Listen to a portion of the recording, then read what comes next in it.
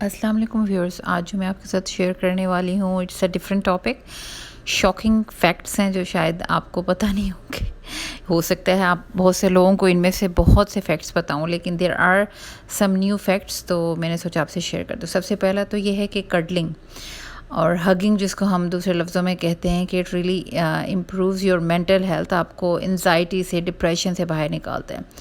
Secondly जो है ना, सुबह का पानी पीना वो बहुत इफ़ेक्टिव होता है अगर आप सुबह सुबह पानी पिएं। और थर्ड थिंग ये कि आइज़ का जो साइज़ है यूजुअली वो सेम ही रहता है, नोज़ एंड ईयर जो है वो ग्रो करते हैं। और एक और चीज़ भी आप देखिएगा कि अपनी नोज़ और आपके थंब का साइज़ सेम सेम होगा, ये ज़रा चेक करके देखिएगा। ये शायद आपने कभी ट्राई नहीं किया होगा। और दूसरा, अगर आप केला एक्सरसाइज से पहले खा लें तो आप ऑलमोस्ट आई थिंक 2 आवर्स तक एक्सरसाइज आराम से कर सकते हैं, यानी आपको भूख नहीं लगेगी। और छींक आए तो इसमें कोशिश करें, अगर तो ज़बान को, अगर आपके लिए इजी है, वैसे मुझे ये कुछ अच्छा नहीं लगा, आई डोंट नो, ये नो ज़बान दांतों के नीचे आ जाए।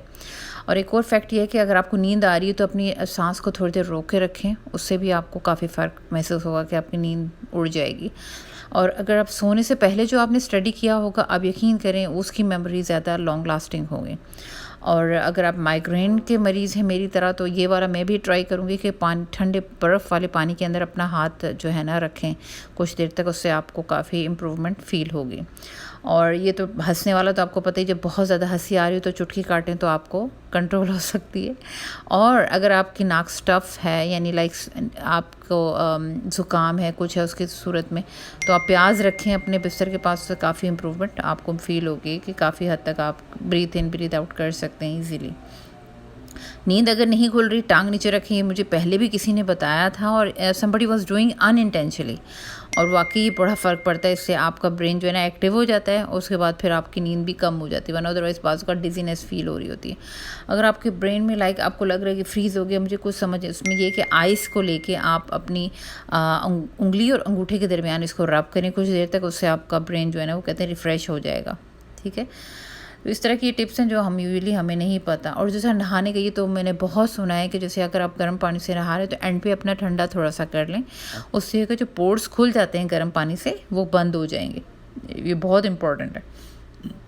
और दांतों के बारे में लोग बहुत कॉन्शियस होते हैं कि ये हमारे पीले से हैं, ये क्यों इस तरह से माइट, हालांकि लाइट येलो कलर नेचुरल जो है ना, जिसको क्रीम कलर भी कह सकते हैं, नेचुरल है। अगर आप उसको वाइट करने के चक्कर में बहुत से केमिकल्स यूज़ कर रहे हैं तो आप अपने दांतों को डैमेज कर रहे हैं, कीप इन माइंड। और जो डिप्रेशन वाले लोग या जिनको बहुत ज़्यादा स्ट्रेस होता है वो वॉशरूम में ज़्यादा टाइम गुजारते हैं। और दूसरा ये कि वॉशरूम में इन सेंस के बात लेने जाएंगे तो 1 आवर ले लेंगे, तो इसका मतलब है कि they are in kind of a depression. और जब, हाँ, ये अक्सर आपने देखा होगा हाथों में, जब आपके हाथ बहुत देर तक पानी में रहे तो ये रिंकल से बन जाते हैं। ये रिंकल इसलिए बनते हैं बेसिकली कि आपकी ग्रिप मजबूत हो जाए पानी में ना।